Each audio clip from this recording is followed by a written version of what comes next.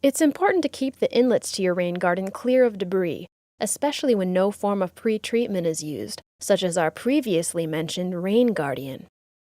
Sediment can build up in rocks or grass filter strips, creating a speed bump barrier for the water flowing into your garden. Once clogged, the effort and time needed to clear your inlets can become maintenance intensive. Ensure stormwater can flow into your rain garden by periodically clearing your inlets and making sure water can get in. It flows downhill, right?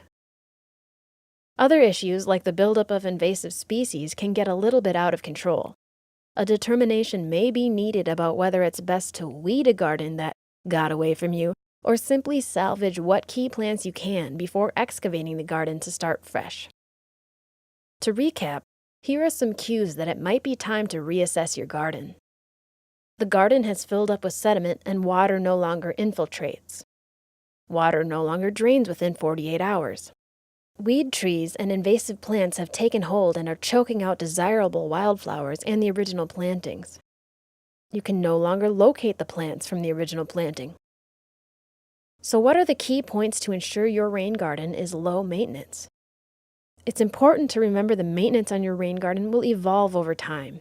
There may be more maintenance needed up front in the first growing season or two that will decrease as your garden matures over the years. So don't get discouraged, it really does get easier. You'll need to stay on top of weeding and replenishing mulch while your native plants are still growing to their full size.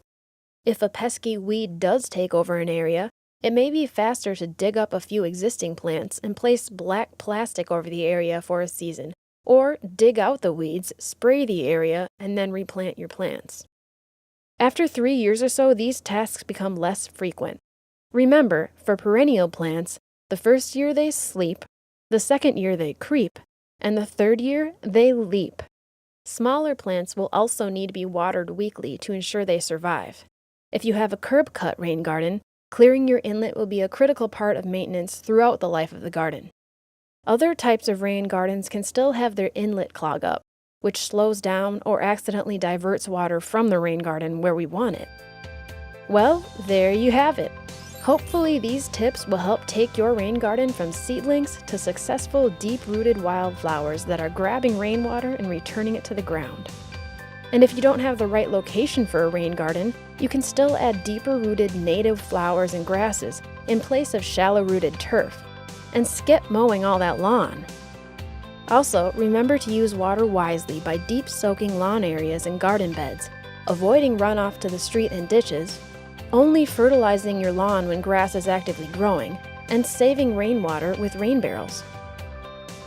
Even if you hit a few bumps along the way, you and your yard will be heroes in the next generation of landscaping. Hopefully we can continue increasing the number of rain gardens we see in our neighborhoods, cities, and townships, keeping more storm water out of our lakes and rivers.